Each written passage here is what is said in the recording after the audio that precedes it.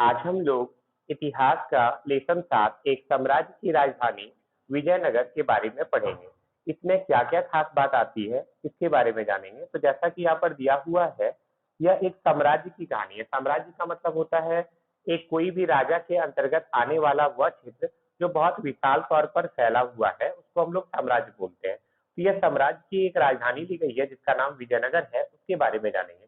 यह विजयनगर कब पूरा पनपा था, फला-फूला कब था? तो 14वीं से 16वीं सदी के बीच में विजयनगर बहुत ज्यादा फला-फूला था। अब आता है विजयनगर, इसका नाम क्यों पड़ा, इसके पीछे भी कुछ रीजन होगा, हम पढ़ेंगे और जानेंगे। तो पहला वर्ड आपका दिया हुआ है विजयनगर अथवा विजय का शहर। एक शहर और एक साम्राज्य दोनों के लिए प्रयुक्त नाम था। मतलब विजयनगर जो है एक शहर को भी बोला गया है और एक साम्राज्य को भी बोला गया है। इस साम्राज्य की स्थापना कब की गई थी? तो 14वीं शताब्दी में की गई थी। किसके द्वारा? तो हरिहर और बुक्का नाम के दो भाइयों के द्वारा की गई थी। अपने चरमोत्कर्ष पर यह उत्तर में कृष्णा नदी से लेकर प्रायद्वीप के सुदूर दक्षिण तक फैला हुआ था। 1565 में इस पर आक्रमण हुआ, इसे लूटा गया और बाद में यह उजड़ गया। तो एक क्वेश्चन ये भी पूछा जाता है कभी कभी कि यह इसे आक्रमण करके कब लूट लिया गया? तो 1565 में इसे आक्रमण करके लूट लिया गया। हालांकि 17वीं 18वीं शताब्दी तक यह पूरी तरह से विनष्ट हो गया था, फिर भी कृष्णा तुंगभद्रा दोआब क्षेत्र के निवासियों की स्मृति में यह जीवित रहा। उन्होंने इसे क्या नाम दिया था? उन्होंने इसे हम्पी नाम से याद रखा था। इस नाम का आविर्भाव यहाँ की स्थानीय मातृ देवी पंपा देवी के नाम से हुआ था। तो अगर पूछा जाए कि विजयनगर को इन्होंने क्या नाम दिया था, तो हम्पी नाम दिया था। और हम्पी किसको कहा गया है? तो हम्पी नाम इसलिए पड़ा था क्योंकि इस नाम का आविर्भाव यहाँ की स्थानीय मातृ देवी पंपा देवी के नाम से हुआ था। इन मौखिक परंपराओं के साथ साथ पुरातत्वीय खोज, स्थापत्य के नमूने, ये सब चीज भी इसके बारे में बताते हैं। ये देखिए विजयनगर शहर के चारों ओर बनाई गई पत्थर की एक दीवार है, आप देख सकते हैं। चलिए आगे बढ़ते हैं। अब आता है हम्पी की खोज। हम्पी के भग्नावशेष। भग्नावशेष का मतलब होता है जो पुराना चीज होता है ना, उसको भग्नावशेष कहते हैं। तो हम्पी के भग्नावशेष 1800 ईस्वी में एक अभियंता जिनका नाम था कॉलिन मैकेंजी, उनके द्वारा प्रकाश में लाया गया था। मैकेंजी जो ईस्ट इंडिया कंपनी में कार्यरत थे, ने इस स्थान का सबसे पहला सर्वेक्षण किया और उसके बारे में जानकारी पता की। उनके द्वारा हासिल जानकारियां विरूपाक्ष मंदिर तथा पंपा देवी के पूजा स्थलों के पुरोहितों की स्मृतियों के आधार पर थी। मतलब कि ये सोच करके बाद में इसके बारे में लिखा गया। किसके द्वारा लिखा गया था? कॉलिन मैकेंजी के द्वारा लिखा गया था। कालांतर में 1856 में छाया चित्रकारों ने यहाँ के भवनों के चित्र भी बनाना शुरू कर दिए थे और काफी सारा कई दर्जन अभिलेखों को इकट्ठा करना आरंभ कर दिया।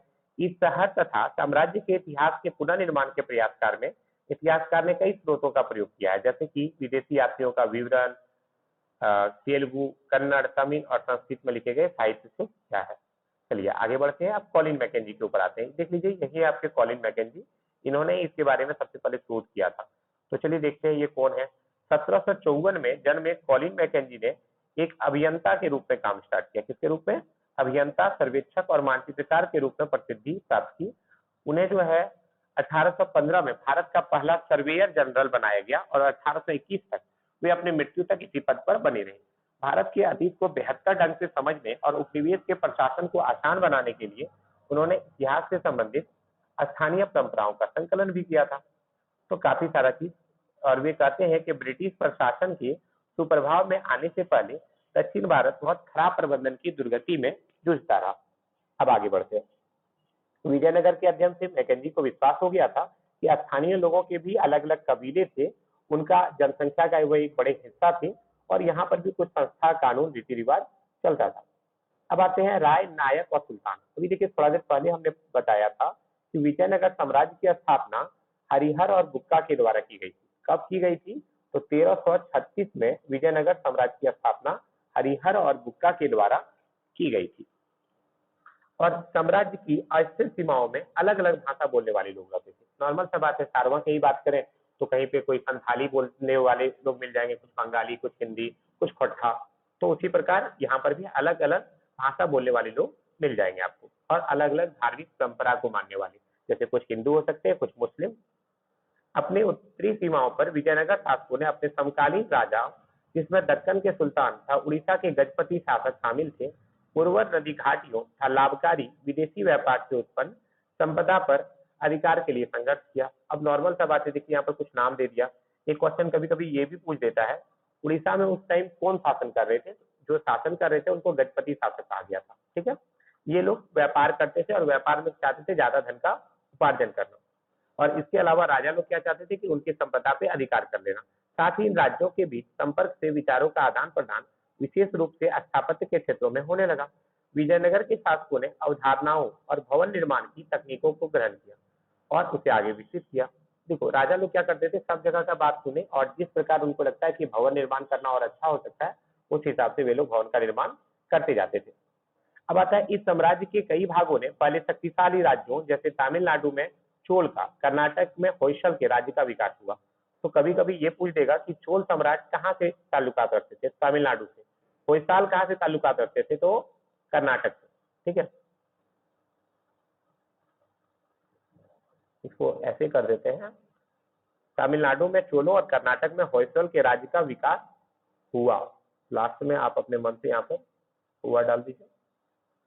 ठीक है, आगे बढ़ते हैं।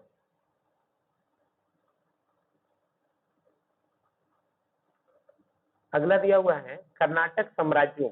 जहां इतिहासकार विजयनगर शब्द का प्रयोग करते हैं, वहीं समकालीन लोगों ने कर्नाटक साम्राज्यों की संज्ञा दी। मतलब कुछ लोग विजयनगर साम्राज्य को क्या नाम से बोलते हैं? तो कर्नाटक साम्राज्यों के नाम से बोलते हैं, ध्यान रखिएगा।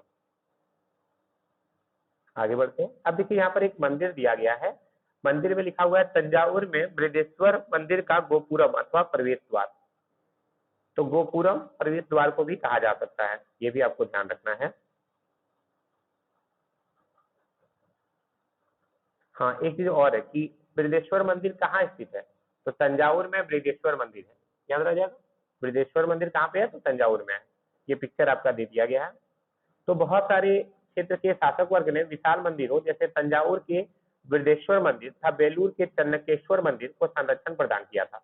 देखो, होता क्या है कि जो राजा लोग होते थे, राजा लोग विशाल मंदिरों को संरक्षण देते थे। जैसे हम बोले, अभी सारवा में जो आपका मंदिर है, दुखिया बाबा का मंदिर, तो बहुत सारे जो सारवा के बड़े बड़े व्यापारी हैं, वह वहां पर क्या करते हैं, चंदा देते हैं 1 लाख 2 लाख, और फिर मंदिर को और अच्छा से डिजाइन से बनवाते हैं।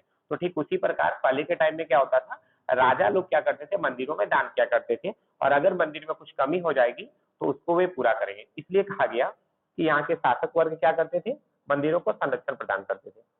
विजयनगर के शासक अपने आप को क्या कहते थे? विजयनगर के शासक अपने आप को राय कहते थे। ठीक है, देखो सब आदमी अपना अपना टाइटल लगाता है, ये भी अपना टाइटल लगाया था। इसने अपना टाइटल क्या बताया? राज, राय। राज तो मेरा नाम हो गया। अब आता है गजपति। गजपति किसको बोलते हैं? तो गजपति का शाब्दिक अर्थ होता है हाथियों का स्वामी। गजपति का शाब्दिक अर्थ हो गया हाथियों का स्वामी। अगर पूछ दे अश्वपति क्या होता है? घोड़ों का स्वामी। ठीक है, 15वीं शताब्दी में उड़ीसा के एक शक्तिशाली शासक वंश का यही नाम था। विजयनगर की लोक प्रचलित परंपराओं में दक्कन के सुल्तानों को, देखो अभी हम बोले ना अश्वपति, अब देखो यहाँ पर अश्वपति का भी चर्चा आ रहा है।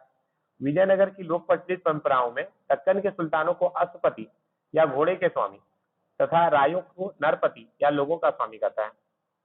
ठीक है, और यहीं से ये पति शब्द आया है, पत्नी की का पति भी आ जाएगा इसी तरह। तो गजपति मतलब हाथियों का स्वामी, अश्वपति मतलब घोड़ों का स्वामी, नरपति मतलब लोगों का स्वामी।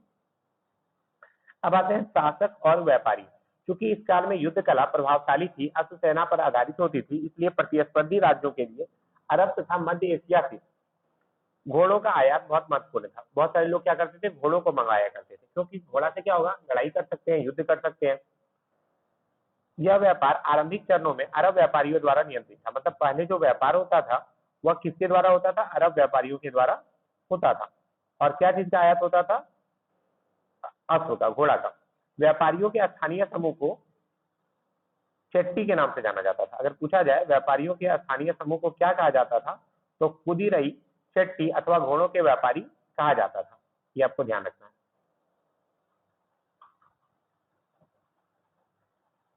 व्यापारियों के स्थानीय समूह जिन्हें कुदिरई, चेट्टी अथवा घोड़ों के व्यापारी भी कहा जाता था। अब आता है 1498 में कुछ और लोग पटल पर उभर कर आए, ये पुर्तगाली थे। मतलब पुर्तगाली लोग 1498 में आना शुरू कर दिया। तो अगर पूछा जाए आपसे पुर्तगाली कब आए थे, तो 1498 ईस्वी में पुर्तगाली 1498 ईस्वी में पुर्तगाली उपमहाद्वीप के पश्चिमी तट पर आए और व्यापारिक तथा सामरिक केंद्र स्थापित करने का प्रयास करने लगे। इस चीज में यहाँ पे लिख दे रहा हूँ 1498 ईस्वी में।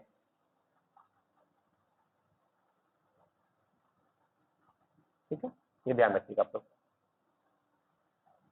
अब आता है उनकी बेहतरीन सामरिक तकनीक, विशेष रूप से बंदूकों के प्रयोग ने उन्हें इस काल की उलझी हुई राजनीति में एक महत्वपूर्ण शक्ति बनकर उभरने में सहायता की। विजयनगर किस लिए प्रसिद्ध था? तो मसालों के लिए प्रसिद्ध था। देखिए एक चीज जान लीजिए, आप जितना भी दक्षिण भारत वाला इलाका है वो थोड़ा गर्म वाला इलाका है, तो फलस्वरूप क्या होता है, गर्म वाला जगह पे आपका मसाला वगैरह ज्यादा उपजता है। तो विजयनगर मसाला के लिए, वस्त्र के लिए और रत्नों के लिए अपने बाजारों में बहुत ज्यादा प्रसिद्ध था। ऐसे शहर के लिए व्यापार एक प्रतिष्ठा का मानक माने जाते थे। यहाँ की समृद्ध जनता महंगी विदेशी वस्तुओं का मांग करती थी, विशेष रूप से रत्नों और आभूषणों का। दूसरी ओर व्यापार से प्राप्त राजस्व राज्य की समृद्धि में महत्वपूर्ण योगदान देता था। ये तो आप सभी जानते हैं कि अगर व्यापार होगा तो सरकार टैक्स लेगी, और सरकार टैक्स लेगी तो सरकार को फायदा पहुंचेगा। तो इससे क्या होता था, राज्यों की समृद्धि में महत्वपूर्ण योगदान मिलता था। आगे बढ़ते हैं। राज्य का चरमोत्कर्ष का पतन। राजनीति में सत्ता के दावेदारों में शासकीय वंश के सदस्य तथा सैनिक कमांडर शामिल थे। नॉर्मल सा बात है, राजा के अंदर में सैनिक भी रहेंगे और सैनिकों का हेड कमांडर कहलाता है। पहली राजवंश जो संगम वंश कहलाता था वह 1485 तक नियंत्रण रखा।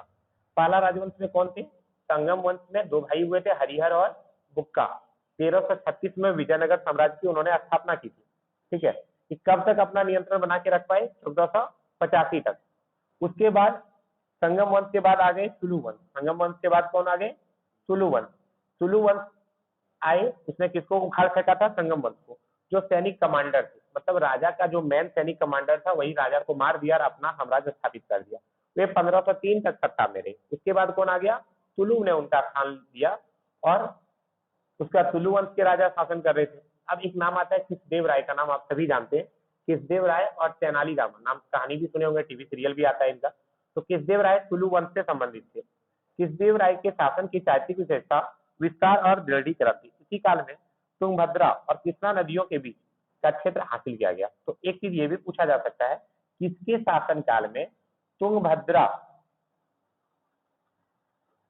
सॉरी, कृष्णदेव राय के शासन काल में तुंगभद्रा और कृष्णा नदियों के बीच का क्षेत्र रायचूर दोआब हासिल किया गया? कब? 1512 में। उड़ीसा के शासकों का दमन किया गया? कब? 1514 में। और बीजापुर के सुल्तान को बुरी तरह पराजित किया गया? कब? 1520 में। सब किसके शासनकाल में हो रहा है? कृष्णदेव राय के शासनकाल में। ठीक है, और जिस तरह हम बना रहे हैं ऐसे ही आपको स्टार बना के या क्वेश्चन बना के लिख लेना है, आपका मन। आगे बढ़ते हैं। हालांकि हम, बोलिए। ठीक, देखिए अगर आप चाह रहे हैं कि सर हम क्वेश्चन बना के लिखें, तो अगर आपसे पूछ दिएगा एग्जाम में कि तुंगभद्रा और कृष्णा नदियों के बीच का क्षेत्र कब हासिल किया गया, तो 1512 में किया गया। ठीक है, कभी पूछ सकता है कृष्णदेव राय के शासनकाल की महत्वपूर्ण चारित्रिक विशेषताओं का वर्णन करें। यहाँ पर देखिए लिखा हुआ है चारित्रिक विशेषता, तो भाई आपको ये सारा लिख देना है। तो अब आप लोग 12 में आ चुके हैं, तो थोड़ा सोचते हुए चलना है कि ऑब्जेक्टिव क्वेश्चन भी बन सकता है एक नंबरिया के रूप में। उड़ीसा के शासकों का दमन कब किया गया? 1514 में। ये भी पूछ सकता है, या पूछ दे कृष्णदेव राय के शासनकाल की विशेषता क्या क्या है, यही सब विशेषता भी डाल देंगे। तो क्वेश्चन आप कुछ भी बना सकते हैं, आपको याद रखना है बस। बात समझ में आ रही है ना? अभी जैसे कि मैं बोलूं संगम वंश को किसने उखाड़ फेंका? तो सुलभ ने। तो क्वेश्चन बहुत सारा बनेगा ना। या फिर अगर हम सीधा सा भी में पूछें, हम बोलते हैं विजयनगर साम्राज्य में अब तक जिन वंशों ने शासन किया उसका वर्णन करें, तो आपको ये पूरा पीला वाला लिखना पड़ेगा। पहले संगम वंश आया, फिर तुलु वंश आया, फिर तुलु वंश आया, इसके बाद एक और वंश आया है जिसका नाम है अराविदु। अब तक चर्चा में नहीं आया है, शायद आगे में दिया होगा। तो ये सब आपको ध्यान से पढ़ते चलना है। चलिए आगे बढ़ते हैं। अब देखो, राज्य हमेशा सामरिक रूप से तैयार रहता था, लेकिन फिर भी अतुलनीय शांति और समृद्धि की स्थिति में फला फूला। देखो, जब शांति कहीं पे ज्यादा होगी तो डेवलपमेंट भी ज्यादा होता है। कुछ बेहतरीन मंदिरों का निर्माण का कई महत्वपूर्ण दक्षिण भारतीय मंदिरों में भव्य गोपुरमों को जोड़ने का श्रेय कृष्णदेव को ही जाता है। देखो, कुछ बेहतरीन, तो यदि हम बोले कि कृष्णदेव राय ने भी क्या किया था, मंदिरों को काफी कुछ दान पुण्य किया होगा जिससे गोपुरम जोड़े गए। उसने अपनी माँ के नाम पर, हाँ एक क्वेश्चन ये पूछा गया है, कृष्णदेव राय ने अपनी माँ के नाम पर कौन सा नगर की स्थापना की थी? इसको पहले टिक लगा लेते हैं। कृष्णदेव ने अपनी मां के नाम पर विजयनगर के समीप ही नगलपुरम नामक उपनगर की स्थापना की थी। तो किस राजा ने अपनी मां के नाम पर नगलपुरम नामक उपनगर की स्थापना की थी? तो किसदेव राय ने। ठीक है, आपको ये सब ध्यान रखना है जैसे भी क्वेश्चन बनेगा। विजयनगर के संदर्भ में सबसे विस्तृत विवरण किसदेव राय का या उसके तुरंत बाद के काल का प्राप्त होता है, उसके पहले वाले राजाओं का के बारे में उतना चीज हमें ज्ञात नहीं है। किसदेव की मृत्यु के पश्चात 1529 में राजकीय ढांचे में तनाव उत्पन्न होने लगा। उसके उत्तराधिकारियों को विद्रोही नायकों या सेनापतियों से चुनौती का सामना करना पड़ा। देखो, राजा लोग तो मैन हेड होते ही है, लेकिन कभी कभी ऐसा हो जाता है कि राजा के अंदर में जो मुख्य सेनापति है वे राजा से ही विद्रोह कर देते हैं, तो ऐसी स्थिति में काफी परेशानी उठाना पड़ता है। तो ऐसी स्थिति से बचने का भी सामना करना पड़ता है। तो किसदेव राय की जो आने वाली पीढ़ी हुई वह उसका सामना उनको करना पड़ा। लेकिन 1542 आते आते केंद्र पर नियंत्रण एक अन्य राजकीय वंश अराविदु के हाथ में चला गया, जो 17वीं शताब्दी के अंत तक सत्ता पर काबिज रहे। तो एक क्वेश्चन आपका इसी में मिल जाएगा जाकर के, जो अभी हम बोले ना, ये पीला वाला में, कि किसदेव राय तुलु वंश से थे। तुलु वंश के बाद कौन सा वंश आ गया? अराविदु वंश।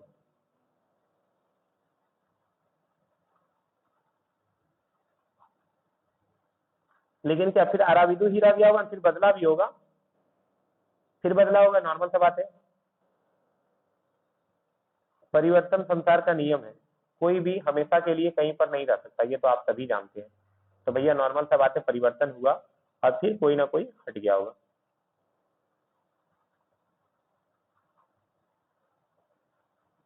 इसको आपको इसके बाद लिखना है। अच्छा, कलर हम कुछ और ले लिए इसके बाद,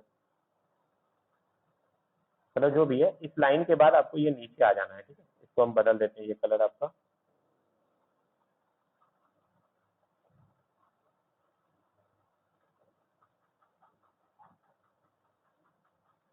जो भी है देख लीजिएगा, कलर आपको मिल नहीं रहा है, कौन सा कलर था पहले वाला। आगे है आपका, पहले की तरह इस काल का भी विजयनगर शासकों और साथ ही दक्कन साल्तनों के साथ सामरिक महत्वाकांक्षा के चलते समीकरण बदलते रहे। अब एक वर्ड आता है सामरिक महत्वाकांक्षा, का मतलब क्या होता है? प्रत्येक राजा चाहते थे कि अपना सत्ता को और बढ़ाएंगे और थोड़ा बड़ा करेंगे, तो जितना बड़ा करते जाएंगे उतना ज्यादा इनकम मेरा अधिक होगा, उतना नाम होगा। तो इसके कारण क्या होता है, ये समीकरण बदलते रहता है। और फिर एक और आगे युद्ध हुआ जिसको तालीकोटा युद्ध के नाम से भी जाना जाता है। 1565 में एक युद्ध हुआ था जिसको तालीकोटा का युद्ध के नाम से भी जाना जाता है। तो 1565 में विजयनगर की सेना प्रधानमंत्री रामराय के नेतृत्व में राक्षसी तांगड़ी, जिसे तालीकोटा के नाम से भी जाना जाता है, के युद्ध में उतरी, जहां उसे बीजापुर, अहमदनगर तथा गोलकुंडा की संयुक्त सेनाओं द्वारा करारी शिकस्त मिली। अब एक वर्ड आया शिकस्त, मतलब हार मिली। ठीक है, मतलब विजयनगर हार गया। अब विजयनगर अगर हार गया तो ऐसी स्थिति में जो विजयी सेना होगी वो क्या करेगी? विजयनगर को रहने देगी या लूट लेगी? लूट लेगी। जीत लिए तो फिर लूटेंगे ही। तो विजयी सेनाओं ने विजयनगर शहर पर धावा बोलकर उसे लूटा। कुछ ही वर्षों के भीतर यह शहर पूरी तरह से उजड़ गया। अब साम्राज्य का केंद्र पूर्व की ओर स्थानांतरित हो गया, जहां अराविदु राजवंश ने पेनुकोंडा से और बाद में चंद्रगिरी से शासन किया। मतलब इसके बाद क्या हुआ, यह साम्राज्य खत्म हो गया और वहां पर कौन सा वो राजवंश आ गया? पेनुकोंडा। और बाद में क्या आ गया? चंद्रगिरी। ये ध्यान रखिएगा।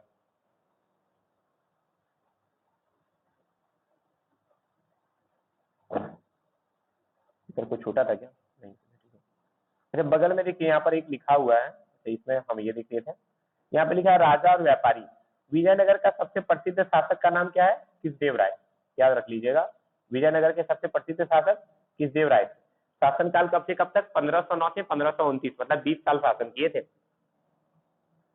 और बहुत सारे राजा लोग क्या करते थे, जैसे देखिए, मैं शासन कला के विषय में एक अमुक मल्यद नामक तेलुगु भाषा में एक कृति लिखी, व्यापारियों के विषय में उसने लिखा था, एक राजा को अपने बंदरगाह को सुधारना चाहिए। बंदरगाह मतलब जहाँ से व्यापार होता है, हटिया सीधा से अब बोले, लेकिन ये थोड़ा अलग होता है। हटिया कहीं भी लग सकता है, बंदरगाह होता है समुद्र के किनारे। ठीक है, तो प्रोत्साहित करना चाहिए और बहुत सारा चीज आयात वगैरह किया जाना चाहिए। सब पढ़ लीजिएगा थोड़ा सा, ये आपका काम है।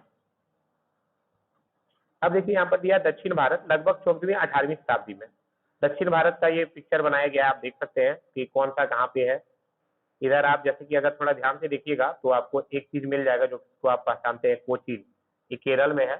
कालीकट केरल के आसपास का चिन्ह है। मदुरई तमिलनाडु का है। और उसके बाद आप देख सकते हैं बहुत सारा है, चिदम्बरम, तंजावुर, तंजावुर देख लीजिए आपका इसी जगह पे आसपास है। तो ये सब आप देख सकते हैं कि कौन कहाँ पे है। यहाँ पर कावेरी नदी बहती है। ये सब पिक्चर को भी जो है थोड़ा याद रखिएगा। अभी तो आपको काम नहीं देगा, बट भविष्य में काम दे देता है। मतलब जब आप अगर यूपीएससी वगैरह का एग्जाम देते हैं तो आपसे पूछ देगा कि कौन सी कहाँ पर है। जैसे देखिए आपका विजयनगर इस जगह पे दिख रहा है, ये कौन सा राज्य में है। गोलकुंडा देखिए आपका बीच में दिख रहा है, राजस्थान या मध्य प्रदेश के आसपास का सीन होगा। कृष्णा नदी, तुंगभद्रा नदी कहाँ बहती है तो ये देख लीजिए, इसके पास बहती है। हैदराबाद आप लोग जानते हैं कहाँ पे है, आंध्र प्रदेश का हो गया, हैदराबाद हो गया। तो आंध्र प्रदेश से कट करके तुंगभद्रा नदी बहती है। कृष्णा कहाँ बहती है तो कर्नाटक के आसपास बहती है। तो ये सब आप पिक्चर अगर देखते हैं ना तो आपको बहुत सारा चीज ध्यान में रहेगा। अगर बाद में अगर आप लोग यूपीएससी वगैरह का एग्जाम दीजिएगा तो बहुत उस वक्त लगेगा कि यार सर बहुत अच्छा बता देते उस टाइम, अभी तो लगेगा सर फालतू करवाते हैं। चलिए अच्छा आगे देखते हैं। हालांकि विजयनगर शहर के विध्वंस के लिए सुल्तान की सेनाएं उत्तरदायी थी, फिर भी सुल्तान और रायों के संबंध धार्मिक भिन्नता होने पर भी अपरिहार्य रूप से शत्रुतापूर्ण नहीं रहते थे। उदाहरण के लिए कृष्णदेव राय ने सल्तनतों में सत्ता के कई दावेदारों का समर्थन किया और यवन राज्य की स्थापना करने वाला विरुद्ध धारण करके गौरव महसूस किया।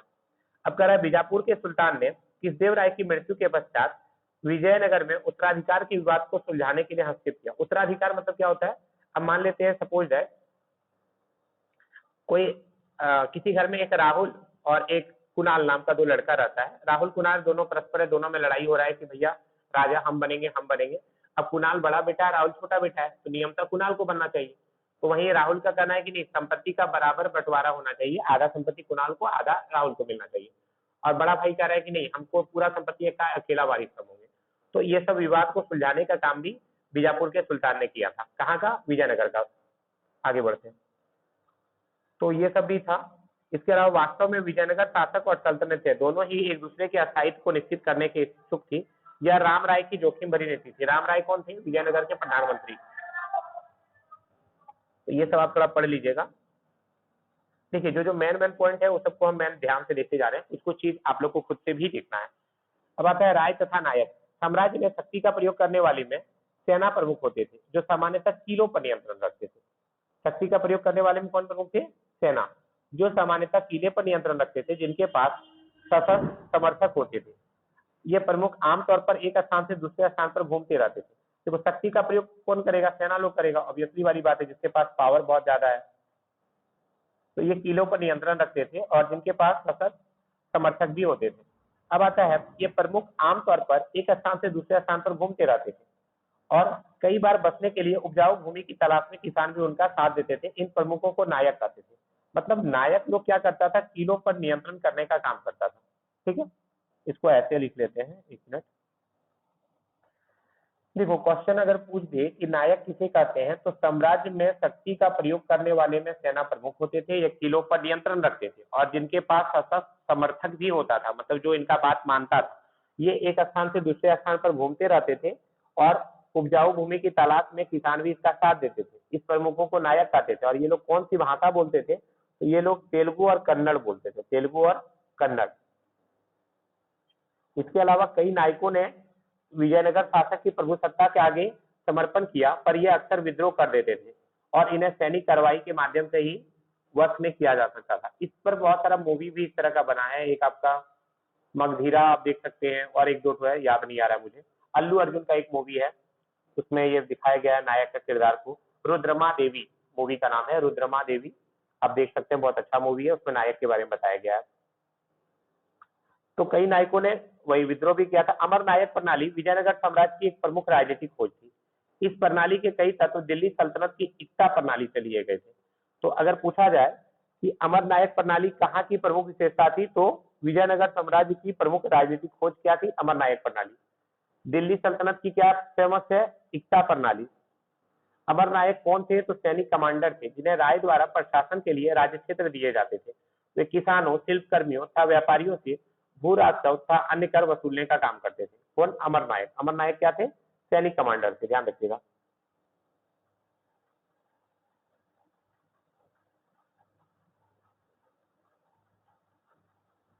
अब आता है ये भी क्या करते थे, अमर नायक राजस्व का कुछ भाग व्यक्तिगत उपयोग था, घोड़ों और हाथियों के निर्धारित दल के रखरखाव के लिए जो टैक्स वसूलते थे कुछ अपने पास रख लेते थे। ये दल विजयनगर शासकों को एक प्रभावी सैनिक शक्ति प्रदान करने में सहायक होते थे, जिसकी मदद से उन्होंने पूरे दक्षिणी प्रायद्वीप को अपने नियंत्रण में रखा। अमर नायक राजा को वर्ष में कितनी बार भेंट देते थे? एक बार, ये आपको ध्यान रखना है। अमर नायक राजा को वर्ष में एक बार भेंट देते थे और अपनी स्वामी भक्ति दिखाने के लिए राजकीय दरबार में उपहारों के साथ स्वयं उपस्थित होते थे। कौन? अमर नायक। राजा कभी कभी उन्हें एक से दूसरे स्थान पर स्थानांतरित कर उन पर अपना नियंत्रण भी दर्शाता था। देखो अमर नायक क्या करता था, एक जगह खास जगह पे रहता था, लेकिन राजा कभी कभी उसको एक जगह से दूसरी जगह ट्रांसफर कर देता था। राजा बताना चाहता था कि भाई तुम बहुत पावरफुल नहीं हो पावरफुल, लेकिन हमसे कम हो, ठीक है, ये बात कभी वो दिखाता था। लेकिन देखो 17वीं शताब्दी में से इनमें से कई नायकों ने अपने स्वतंत्र राज्य स्थापित कर लिए कि भाई हम राजा के अंदर नहीं है, हम यहाँ पर रहते हैं, यही रहेंगे, किसी के अनुसार हम जाएंगे नहीं।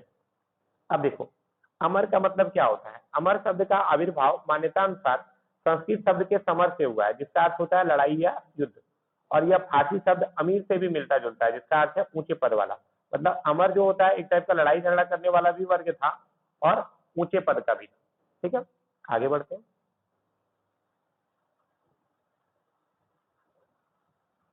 अब आता है विजयनगर राजधानी और उसके परिप्रदेश।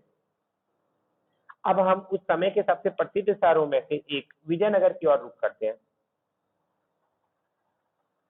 एक बार शॉर्ट में बता दे रहे हैं, अब तक हम लोग क्या क्या पढ़े। विजयनगर साम्राज्य की स्थापना संगम वंश के हरिहर और बुक्का ने की थी। विजयनगर साम्राज्य की राजधानी हम्पी है, और हम्पी नाम क्यों पड़ा था? तो यह पंपा देवी के नाम पर पड़ा था। हरिहर और बुक्का ने काफी समय तक राज किया। उसके बाद संगम राजवंश के बाद सुलु वंश का शासन हुआ। सुलु वंश ने काफी दिनों तक शासन किया। उसके बाद तुलु वंश आए, तुलु वंश का शासन चला। तुलु वंश में कृष्णदेव राय सबसे प्रमुख माने जाते हैं, और तुलु वंश के बाद यह जो है अराविदु के हाथ में चला गया था, फिर अराविदु से पेनकुंडा के हाथ में चला गया। इस तरह ये जो है बदलते रहा।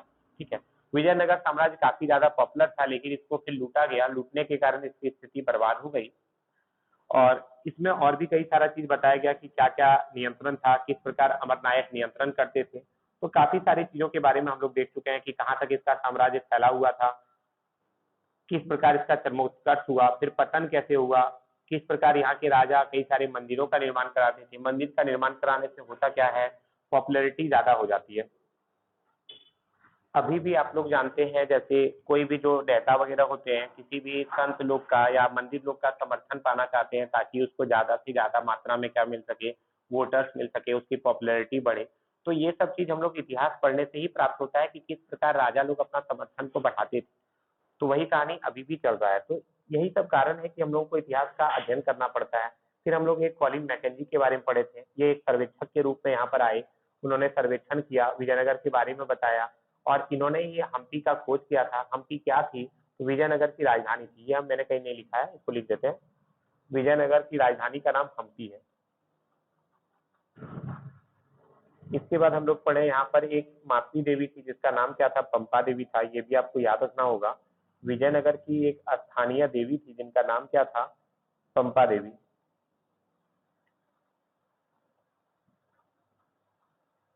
एक वर्ड इसके पहले लिख लीजिएगा, विजयनगर की स्थानीय मातृ देवी का नाम क्या था? यहाँ पर विजयनगर लिख देते हैं पीला कलर से ही। तो विजयनगर की स्थानीय मातृ देवी का नाम क्या था? पंपा देवी था। इसके अलावा ये तो हम लोग पढ़ ही लिए, ये कब इसे लूटा गया था? 1565 में इसे लूटा गया था। इसका काल हम क्या बताएं? 14वीं से 16वीं सदी के बीच में विजयनगर काफी ज्यादा फला फूला था। अब आगे बढ़ते हैं, थोड़ा सा हल्का सा यहाँ छूट गया है, इसको देख लेते हैं। एक देखिए यहाँ पर आता है यवन, किसको बोलते हैं? यवन जो है संस्कृत भाषा का शब्द है, जिसका प्रयोग यूनानियों और उत्तर पश्चिम से उपमहाद्वीप में आने वाले लोगों के लिए किया जाता था। ये भी आप लोग ठीक लगा लीजिएगा, मैं छूट गया था गलती से। यवन किसको बोलते हैं? संस्कृत भाषा का शब्द है जिसका प्रयोग यूनानियों तथा उत्तर पश्चिम से उपमहाद्वीप में आने वाले अन्य लोगों के लिए किया जाता है।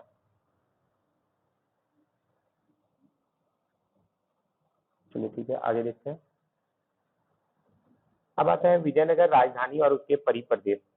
अब हम उस समय के सबसे प्रसिद्ध शहरों में से एक विजयनगर की ओर रुख करते हैं कि विजयनगर में कौन सी शैली थी। तो आप लोग देख सकते हैं यहाँ पर एक स्थापत्य शैली का चर्चा किया गया है कि इस शैली से था।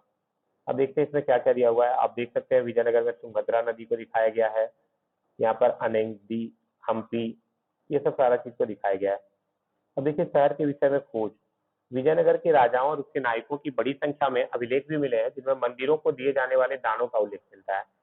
और कई यात्रियों ने शहर की यात्रा और इसके बारे में भी लिखा है। जैसे कि एक नाम यहाँ पर आता है दे कौनते नामक इतालवी व्यापारी, अब्दुल रज्जाक नामक भारत के राजा का दूत, अपनासी निकितन नामक रूस का एक व्यापारी, जिन सभी ने 15वीं शताब्दी में शहर की यात्रा की थी, और दुआर्ते बरबोसा, डोमिंगो पेस, पुर्तगाल का फर्नावो नूनीज, जो सभी 16वीं शताब्दी में आए थे, के थे। तो देखिए, तो क्वेश्चन ये पूछा जा सकता है कभी कि दे कौनतो नामक व्यापारी कहाँ का था, इतालवी का था। अब्दुल रज्जाक कहाँ का था, भारत के राजा का राजदूत था। अब थानासी निकेतन कहाँ का था, रूस का व्यापारी था। इन सभी ने कब यात्रा की थी, 15वीं शताब्दी में यात्रा की थी। और उसके बाद आपका देखिए सेकंड पॉइंट में आपका दिया हुआ है दुआर्ते बरबोसा, डोमिंगो पीस और पुर्तगाल का फर्नावो नूनीज, ये सब 16वीं शताब्दी में आए थे। क्या ये सब याद करना है? नहीं, याद नहीं करना है, लेकिन कभी कभी आपका एग्जाम में दे देता है एग्जाम्पल, सॉरी, उदाहरण के साथ, या बोले तो ऑप्शन के साथ। तो आपको ऑप्शन में मिल जाएगा, आपको बस टिक करना है, थोड़ा ध्यान रखिएगा बस। हालांकि इसमें पूछा क्या है, एक बार पूछा था दे कौनती कौन है, तो दे कौनती इतालवी व्यापारी है, बस यही हम देखे आपका क्वेश्चन में 2019 से लेकर 2023 में। अब देखिए डोमिंगो पेस भी विजयनगर के बारे में वर्णन किया है कि मैं इस शहर का परिमाप में यहाँ नहीं दिख रहा हूँ, क्योंकि यह स्थान या एक स्थान से पूरी तरह नहीं देखा जा सकता, पर मैं एक पहाड़ पर चढ़ा और जहाँ से इसका एक बड़ा भाग देख पाया। मैं इसे पूरी तरह से नहीं देख पाया क्योंकि अब कई पर्वत श्रृंखलाओं के बीच स्थित है। फिर भी मुझे काफी अच्छा लगा। यहाँ पर चारों ओर सुंदर पेड़ों के उपवन है, आवास के बगीचे हैं और पानी की कई नालियां जो इसमें आती है, तथा कई स्थानों पर झीलें हैं।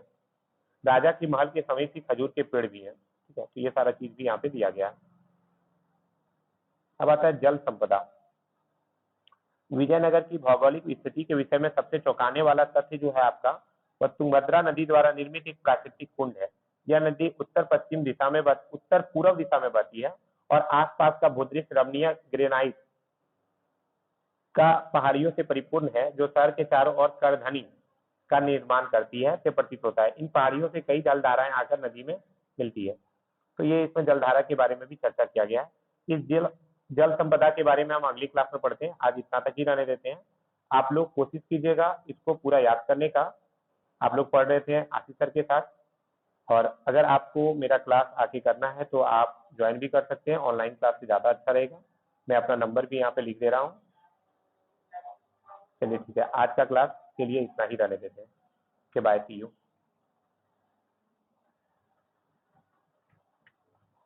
वीडियो अगर अच्छा लगे तो लाइक, शेयर और सब्सक्राइब कर दीजिएगा।